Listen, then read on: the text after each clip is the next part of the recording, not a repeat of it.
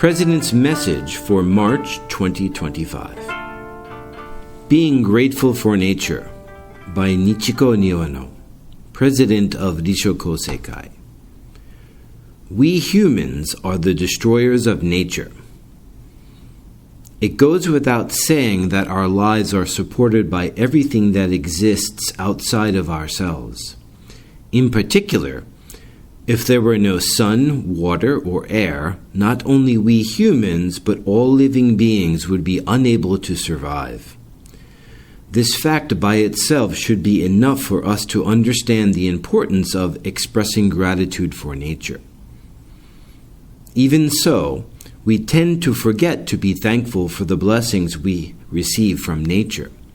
Furthermore, human beings, with their highly developed intelligence, arrogantly think of themselves as superior and have continued to destroy the Earth's environment in their quest for personal convenience and comfort. From the perspective of nature, we humans are nothing but destroyers. Hakudo Ayukawa, a priest of the Rinzai sect of Japanese Zen Buddhism, uses the idea of letting animals and plants speak to humorously criticize the arrogance of human beings. Hey there, humans! For a long time, we plants and animals have been thankful to this earth for keeping us alive, and we work together to take care of it. You newbies are gobbling up everything all by yourselves. Just because you're a little smarter than us doesn't mean you can be so selfish.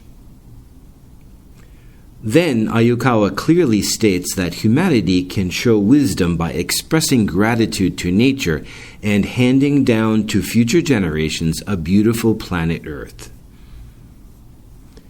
Plants, trees, and the land will all become Buddhas.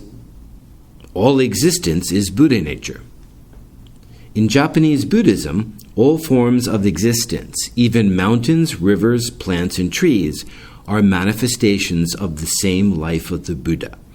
The philosopher Takeshi Umehara emphasized the urgent need for this idea to become common to all humanity so that people fully experience the blessings of nature and regain the mind of reverence. Human beings have a bad habit of not reflecting deeply until they are really in trouble. But I think that as soon as possible, and before we get into trouble, we all need to realize how thankful we should be for the sun, air, and water, and seriously reevaluate our way of life. The joy of being able to express gratitude. When I went to the Ogasawara Islands some time ago, I remember being moved by watching the beautiful sunrise and sunset above the horizon from the ferry because this cleansed my mind and at the same time made me feel strongly that I was being caused to live by nature.